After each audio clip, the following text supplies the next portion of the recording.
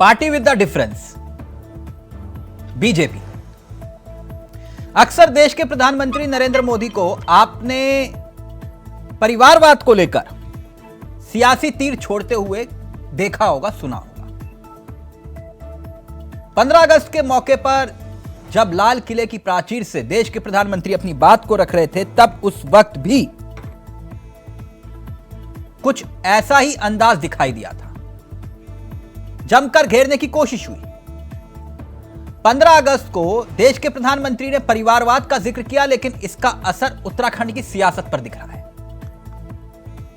क्यों? आखिरकार मुद्दा क्या है और क्यों कांग्रेस अब परिवारवाद के मामले पर भाजपाई नेताओं की लिस्ट दिखा रही है?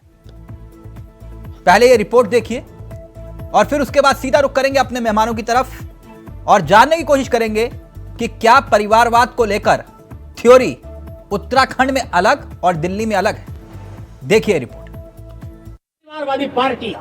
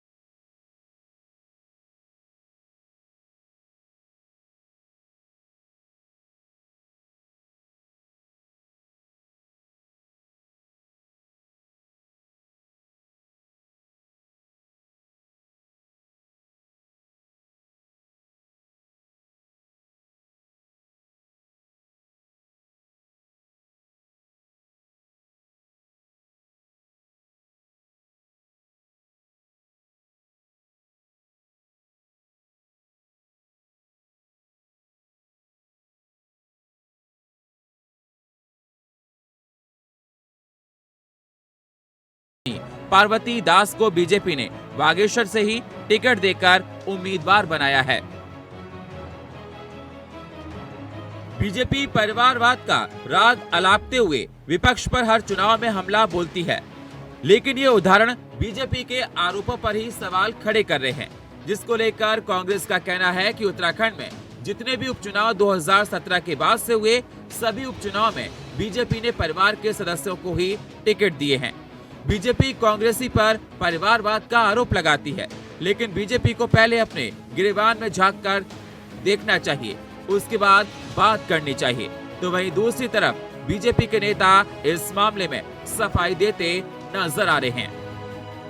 और कल मोदी जी ने बड़ा लंबा चौड़ा भाषण परिवारवाद पे दिया, लेकिन अगर देखिए, इनकी कथनी और करने में अंतर है।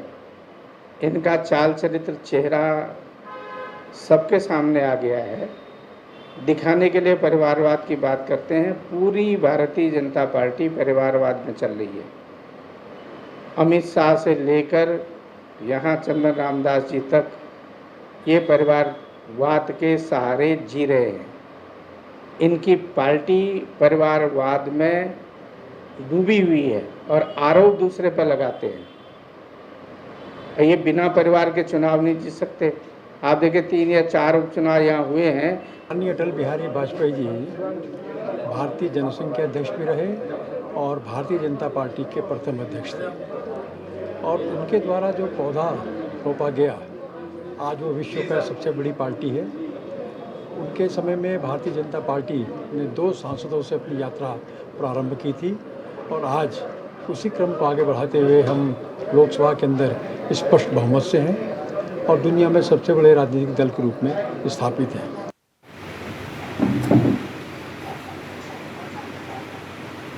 क्या मतलब है? मेरे यहाँ से ओके है भाई। ऐसे में सवाल ये कि सियासत क्या अपने हिसाब के परिवारवाद की परिभाषा गढ़ लेती है? परिवारवाद को लेकर अलग अलग परिभाषा आखिरकार कब तक? अभय कैतुरा, इंडिया वॉइस, देहरादून।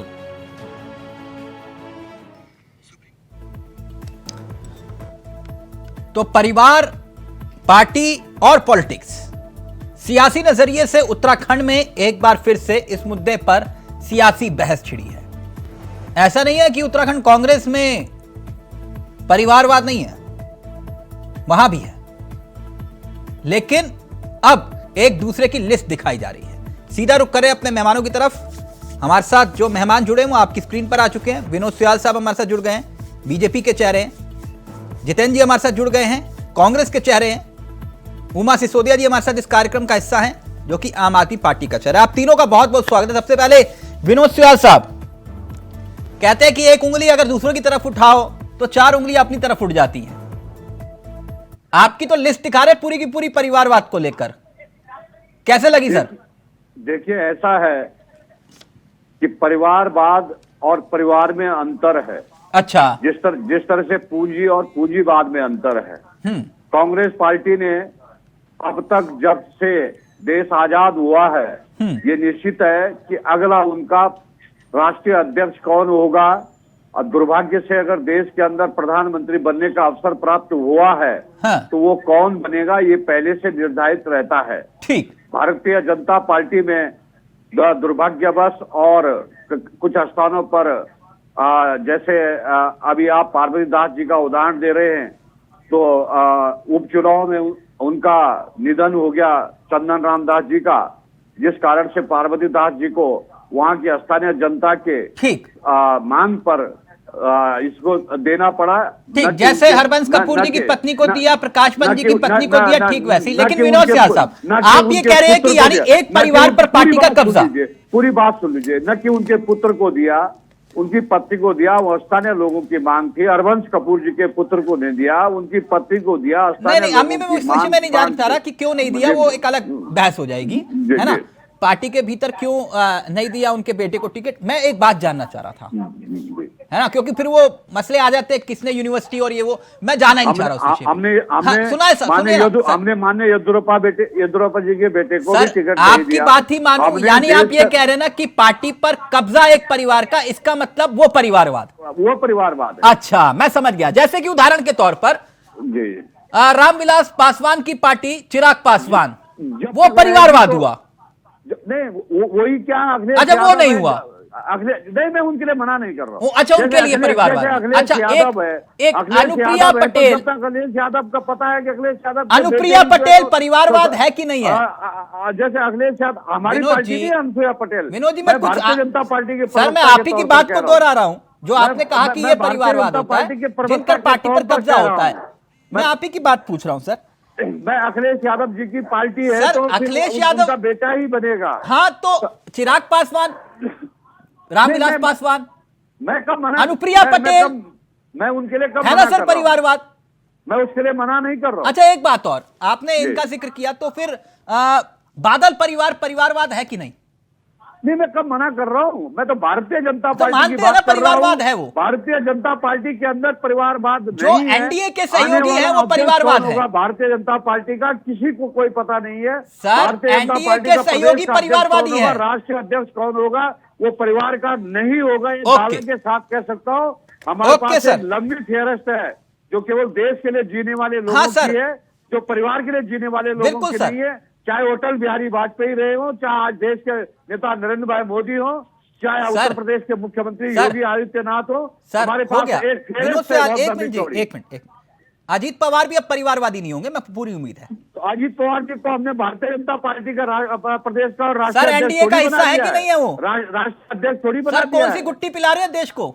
एनडीए राष्ट्रीय का हिस्सा है अध्यक्ष कि नहीं बना वो? दिया है उनको, उन्होंने समर्थन दिया है। समर्थन दिया, डिप्टी सीएम किसने बनाया फिर उनको? समर्थन एक अलग विषय है। समर्थन देने का मतलब ये हुआ कि परिवारवाद को बढ़ावा देंगे आप, शामिल हुए, मतलब फिर वो परिवारवाद नहीं शामिल होगा। हुए। ठीक है सर, तो ओके। शरद पवार जी की बेटी को उन्होंने अध्यक्ष बना दिया है, ये विनोद परिवारवाद जी है। मैं समझ गया, जो आपके जी। साथ है वो परिवारवादी नहीं है, जो नहीं, विपक्ष मैं में है वो हमारे साथ परिवारवादी वाली है। बात नहीं ओके, है। मैंने उसको डिफाइन किया है। नहीं नहीं सर, जी। आपने परिभाषित किया है, बहुत अच्छा परिभाषित किया है कि अजीत पवार अब परिवारवादी नहीं है, अनुप्रिया पटेल परिवारवादी नहीं है, और ना ही चिराग पासवान परिवारवादी है। मैंने तो अभी आपके विधायक और मंत्रियों के नाम भी नहीं लिए। मैं ओके कब कह रहा हूँ कि जितेंद्र जी, नहीं है, मैं ये कह रहा हूँ भारतीय जनता पार्टी परिवारवादी पार्टी नहीं है। हाँ सर ठीक कहा आपने, बिल्कुल ठीक कहा, जी। बिल्कुल ठीक कहा आपने। एक मिनट जितेंद्र जी, आप लिस्ट लेकर घूम रहे हैं भाजपाइयों के परिवारवाद की, वो कह रहे हैं कि परिवारवाद का मतलब ये है कि एक परिवार का पार्टी पर कब्जा। जवाब दीजिए। इनकी सोच है, कांग्रेस में ऐसा कुछ नहीं है कि एक परिवार का कब्जा, ये इनकी सोच है। अच्छा, नहीं सोच को डिफाइन करिए ना, आपके उत्तराखंड पे परिवारवाद नहीं है क्या? नहीं है, नहीं है। कांग्रेस परिवारवाद में विश्वास नहीं रखती, कांग्रेस योग्यता में विश्वास रखती है। अच्छा, तो योग्यता के आधार पर कांग्रेस में मानक तय होते हैं। ठीक है। ये परिवारवाद के नाम पर उत्तराखंड का परिवेश आपके सामने छुपा हुआ नहीं है। पिछले चुनावों में जितने भी उपचुनाव उत्तराखंड के हुए हैं, भाजपा ने परिवारवाद के नाम पे इमोशनल कार्ड खेलने की कोशिश करी।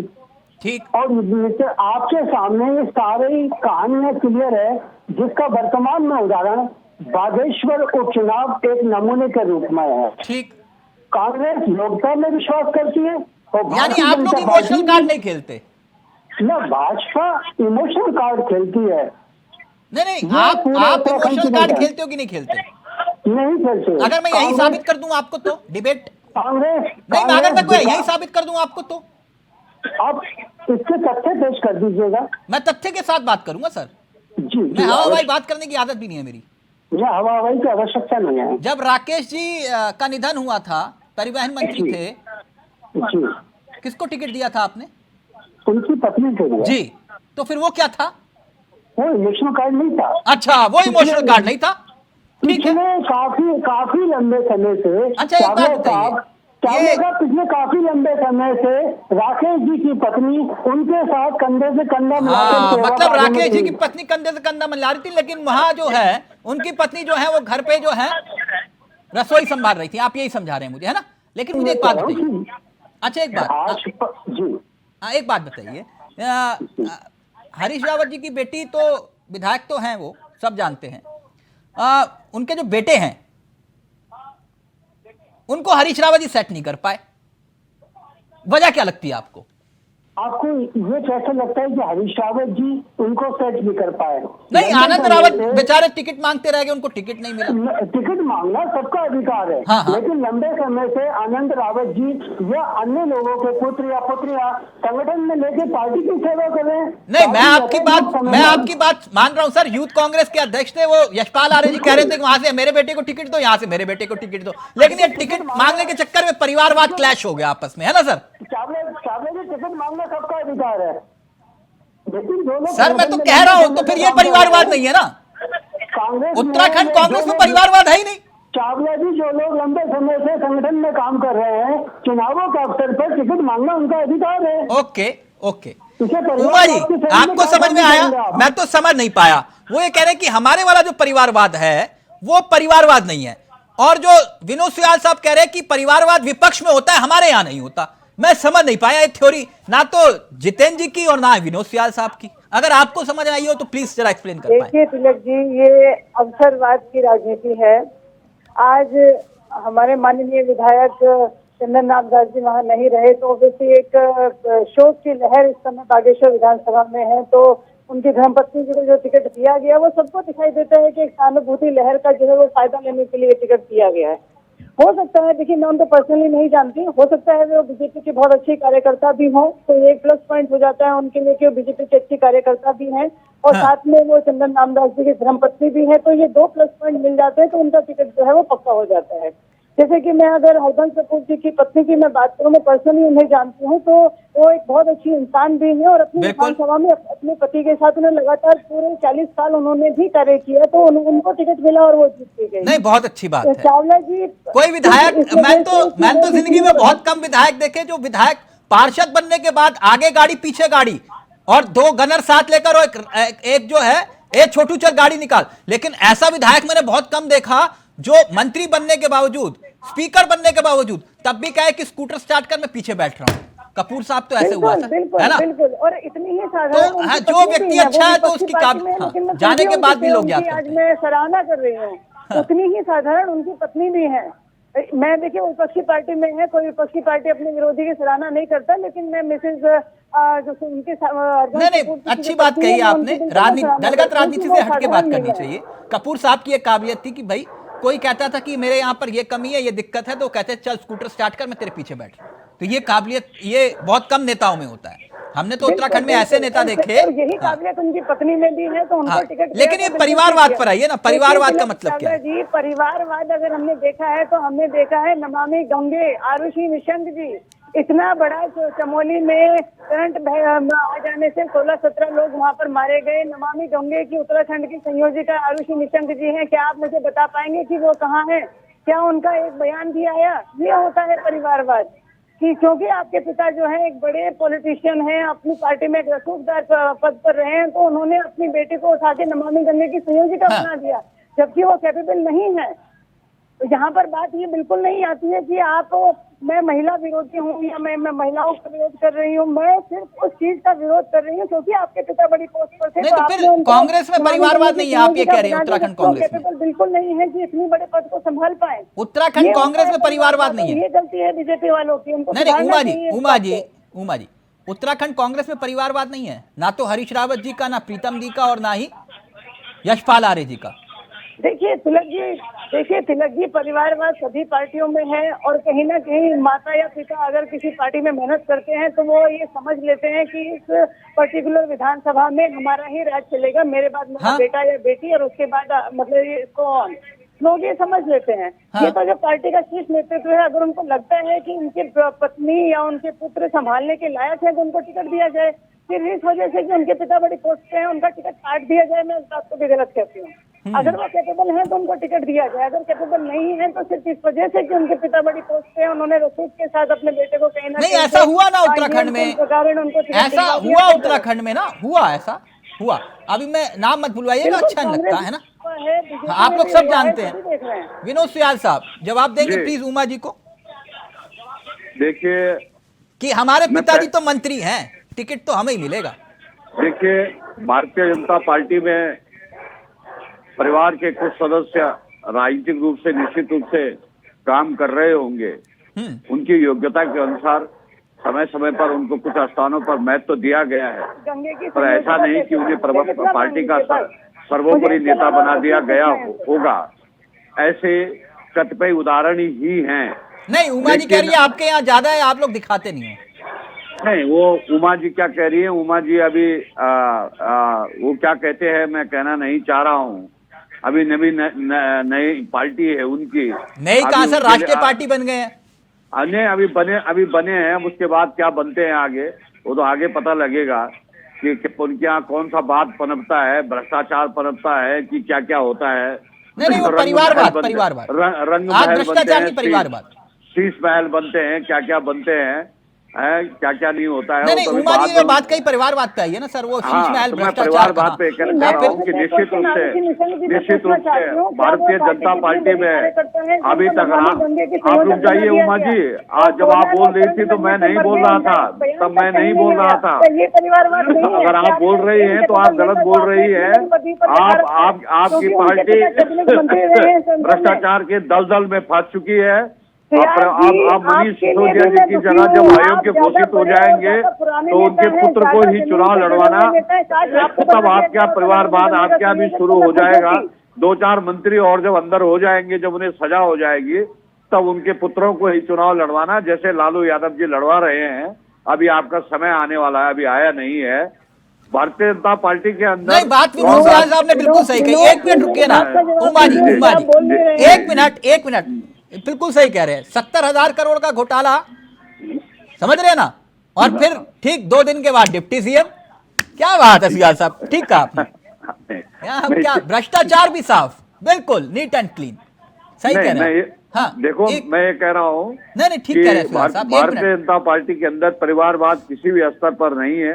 नहीं सर, आपके यहाँ परिवारवाद है ही नहीं, ये तो बात बिल्कुल सही कहा आपने। ना, हमारे जो राष्ट्रीय अध्यक्ष हैं, हमारे प्रदेश के अध्यक्ष है, तो प्रदेश अध्यक्ष का बेटा प्रदेश अध्यक्ष कभी नहीं बना, राष्ट्रीय अध्यक्ष का बेटा कभी राष्ट्रीय अध्यक्ष नहीं बना। लेकिन ये तय है कि अगर राहुल गांधी जी शादी नहीं करते हैं तो प्रियंका गांधी जी का बेटा ही जो है तो कांग्रेस का अध्यक्ष बनेगा, या जो महत्वपूर्ण जिम्मेदारी होगी राजनीतिक सत्ता उसी के अंदर घूमेगी। अखिलेश यादव जी का पुत्र या पुत्री ही बनेगा। देश के अंदर जितने भी परिवारवादी हैं, पर रहते हैं ना, डिबेट फिर भटक जाती है, फिर मेरे को फिर उदाहरण देने पड़ेंगे, आपको बुरा लग जाएगा। मैं भटक नहीं रहा हूं, मैं परिवारवाद पर ही बोल रहा हूं। एक मिनट सर, हरियाणा में जेजेपी है, डिप्टी सीएम है, जिनसे आपने समर्थन ले रखा है, पता ना सर किसके बेटे और किसके पोते हैं? लोकतंत्र में हाँ, भारतीय जनता पार्टी, तो वो भारतीय जनता पार्टी ने उनका अपना अलग राजनीतिक है। हाँ सर, मतलब जो आपको साथ दे वो परिवारवादी नहीं है, उनका अलग एजेंडा है। अभी उत्तराखंड पे रहते हैं ना सर, फिर दिक्कत हो जाती है, बार बार भटकना पड़ता है इधर उधर। जितेंद्र जी, एक बात मैं जानना चाह रहा था और जनता की जिज्ञासा भी होगी। ऑडियो उठाइए जितेंद्र जी का प्लीज। चावला साहब जी, मैं ये कहना चाहता हूँ हाँ, कि हमारे बड़े भाई विनोद भाई उत्तराखंड की चर्चा को राष्ट्रीय स्तर पर ले आ रहे हैं। अगर आप तुलनात्मक दृष्टि से देखेंगे तो माननीय अमित शाह जी के पुत्र किस ओहदे पर है ये पूरे देश को पता है। अभी एक ऐसा उदाहरण दूंगा ना, आप लोग बोल नहीं पाएंगे, अच्छा नहीं लगेगा फिर आप लोगों को। एक मिनट रुकिए ना जितेंद्र जी, एक मिनट सुन तो लीजिए। उत्तराखंड के अंदर 2 उदाहरण दूंगा बहुत बड़े बड़े, 2 उदाहरण दूंगा बहुत बड़े बड़े, 2 उदाहरण दूंगा बहुत बड़े। सुनिए ना सर, सवाल तो ले लीजिए जी। आप जरा उत्तराखंड की आवाम को यह बताइएगा, यशपाल आर्य पार्टी छोड़ के क्यों गए थे? जी देखिए, लोकतांत्रिक व्यवस्था में ये सर, ये इतने भारी भरकम शब्द मेरे साथ मत इस्तेमाल करिए, मैं प्रैक्टिकल व्यक्ति हूँ। ये संविधान, लोकतंत्र, इतने भारी भरकम शब्द इस डिबेट में मत इस्तेमाल करिए, मुद्दे की बात करिए। यहाँ प्रस्तुत कर रहा हूँ, या मैं यहाँ पोल खोलूं? पार्टी में रहने ना रहने का किसी व्यक्ति का व्यक्तिगत मामला होता है। ना ना ना ना ना ना ना, आप घुमा रहे हो ना दृष्टिकोण से। आज व्यक्ति सुयाल सर जरा बताइए जरा, जितेंद्र जी को क्यों गए थे यशपाल आर्य पार्टी छोड़ के? निर्णय होते हैं क्योंकि उनके पुत्र को टिकट नहीं मिल पा रहा। यस, आप सुनिए ना, एक मिनट रुकिए ना जितेंद्र जी, क्या था सुयाल साहब?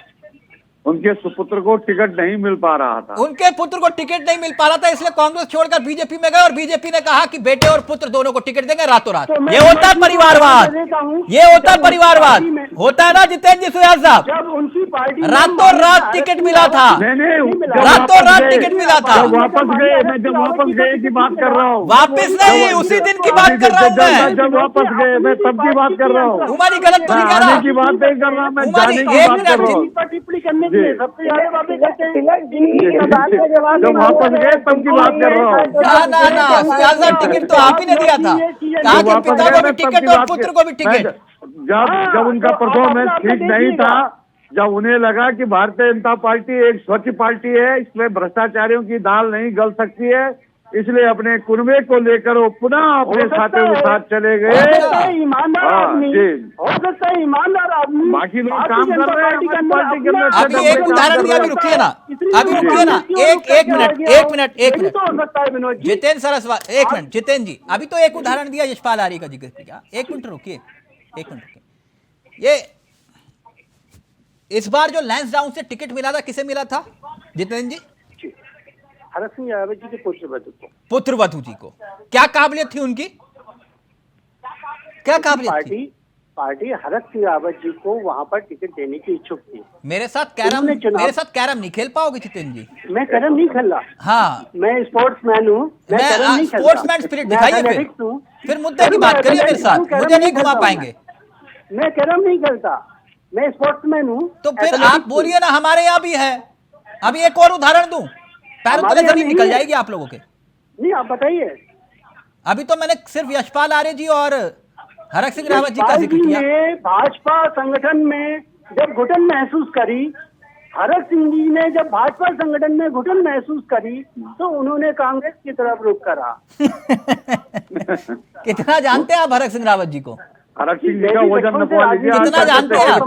कितना किलो हो गया? अब जानना ना जानना, तो ऐसा मत बोलिए कि सब मुस्कुराने लगे। किसी को जानना ना जानना यहाँ विषय नहीं है। हाँ, चावला नहीं साहब, विषय यही है, कौन किसको कितना जानता है, विषय यही है। आपकी ये मोहब्बत अगर हरीश रावत जी ने सुन ली हरक सिंह रावत जी को लेकर, तो मैं तो आप मित्र हैं, सलाह दे सकता हूँ। खैर बाकी आप लोगों का। अच्छा एक बात, जब विजय वावड़ा जी मुख्यमंत्री हुआ करते थे जी, तो उनका कार्यभार कौन संभाल रहा था? उनका कार्यभार पूरे निकल गई ना पैरों तले जमीन। नहीं, उनके कार्यभार उनका मंत्रिमंडल संभाल रहा था। निकल गई ना पैरों तले जमीन सर, नहीं, मैंने यही पैरों कहा। तले जमीन का ऐसा नहीं है कि परिवारवाद आपकी पार्टी में नहीं है या उनकी पार्टी में नहीं है। उनका मंत्री गलत उदाहरण तो नहीं दे रहा ना मैं। अगर ये चाहेंगे तो मैं और उदाहरण भी दे सकता हूँ। आप बताइए ना। आपको मैं परिवारवाद भारतीय जनता पार्टी में नहीं है। मैं पहले कह चुका हूँ, पूंजीवाद और पूंजी में अंतर है। पूंजी की आवश्यकता है और पूंजीवाद अलग चीज है। ये खानदानी पार्टी नहीं है, भारतीय जनता पार्टी एक कार्यकर्ता आधारित पार्टी है। अमित शाह जी के पुत्र एक बहुत बड़ी पूंजीवादी संस्था पे काबिज बैठे हुए हैं, पूरे देश को इस विषय में जानकारी है। अभी तो आप कह रहे उत्तराखंड पे रहिए, अब फिर उत्तराखंड पे रहिए ना। उमा जी फाइनल कमेंट आपका। तो ये कहना पड़ गया, मेरे यहाँ परिवारवाद नहीं, इनके यहाँ परिवारवाद, दोनों तरफ मामला यही है। अब मैंने सबसे बड़ा उदाहरण दिया कि परिवारवाद के खिलाफ, एक मिनट, परिवारवाद के खिलाफ डिबेट में ही बता दिया सुयाल साहब ने। रात को आए यशपाल आर्य जी, सुबह पिता और पुत्र दोनों को टिकट। नहीं, मैं जाने की बात कर रहा हूँ, आने की बात कर रहा हूँ मैं। आपने गिफ्ट दिया था, मैं जाने की कर रहा हूँ। छोटे आर्य साहब कहाँ से विधायक थे? मैं जाने की कर रहा हूँ। जब उनका परफॉर्मेंस नहीं था, परफॉर्मेंस नहीं दिया गया, इससे वो चल दिए। अच्छा सर, ठीक है, जो आपके साथ रहा उसको परफॉर्मेंस नहीं, फिर तो कुंवर साहब का परफॉर्मेंस देखकर ही आपने जो है 56 इंच के डोले देखे होंगे। तिलक जी, मैं सिर्फ यही कहना चाहती हूँ कि सभी पार्टियों में परिवारवाद है, कांग्रेस या बीजेपी हो, देश की कोई भी पार्टी हो, कहीं ना कहीं पार्टियों में परिवारवाद है और ये हमारे देश की राजनीति का सच है। सिर्फ किसी के परिवार का हिस्सा होना आपका टिकट के लिए आपका मतलब दावेदारी को खत्म नहीं कर सकता। मैं फिर से कहना चाहूंगी, हो सकता है कि उनका बेटा या उनकी पत्नी उनसे भी ज्यादा कैपेबल निकले, तो ये तो पार्टी को जो टिकट देते हैं उनको देखकर देना चाहिए कि क्या वो सिर्फ नाम की वजह से टिकट या पद बांट रहे हैं या वाकई में उसकी काबिलियत है। मैंने आदित्य निशंक जी के रूप में आपके सामने एक बड़ा उदाहरण प्रस्तुत किया कि क्यों महिला को इतने बड़े पद पर बैठाया हुआ है, क्योंकि वो कहीं भी नजर नहीं आती, उनके अंदर कैपेबिलिटी है। इसका जवाब बीजेपी के प्रवक्ता देने को राजी नहीं है। ओके, जितेंद्र जी ने हरक सिंह रावत जी का जिक्र किया, अवसर मिलता है तो याद आ गया मुझे, चलते बता देता हूँ। बनने का अवसर मिलता है। हरक सिंह रावत जी का जिक्र किया, याद आ गया मुझे कुछ। मंत्रालय मेरे जूते की नोक पे, धारी देवी की कसम, मंत्रालय नहीं लूंगा। इसलिए कह रहा हूं जितेंद्र जी, हाँ इतना जानिए जितना, हाँ ठीक, थैंक यू सो मच, बहुत बहुत शुक्रिया सुयाल साहब, जितेंद्र जी, उमा जी, आप तीनों का बहुत बहुत शुक्रिया। तो परिवारवाद हर पार्टी में है, हर दल में है, लेकिन परिभाषा अलग अलग है। नमस्कार, जय हिंद, जय भारत, जय उत्तराखंड।